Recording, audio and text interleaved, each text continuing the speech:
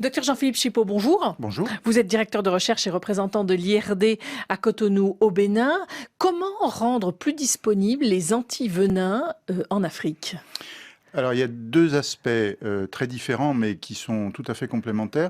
Le premier, c'est d'abord de savoir exactement où on doit positionner les antivenins et combien de doses doit-on prévoir. Donc, ça veut dire qu'il faut avoir une meilleure connaissance de l'épidémiologie des enzymations.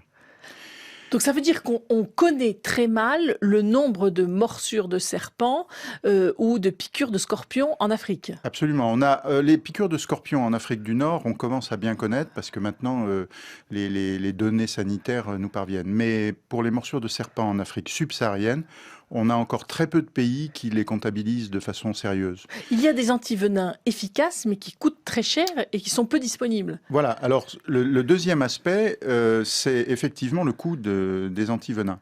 Le coût des antivenins, c'est cher parce que c'est un produit biologique qui est très complexe, compliqué à fabriquer, compliqué à transporter, compliqué à stocker.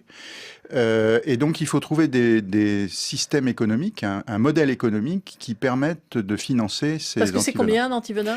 La dose est aux alentours de 50-60 euros et il faut en moyenne 2 doses pour un traitement. Donc plus de 100 euros. Plus de 100 euros. Plutôt 120 euros. Voilà. Et donc comment financer ça ? Alors, il y a plusieurs pistes. Une piste qui existe déjà dans certains pays comme le Togo, le Burkina Faso, le Cameroun notamment, où l'État finance et paye tout ou partie de l'antivenin.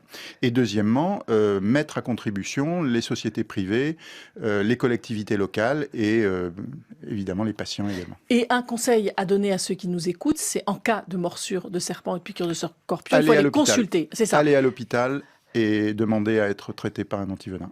Merci, docteur Jean-Philippe Chipot.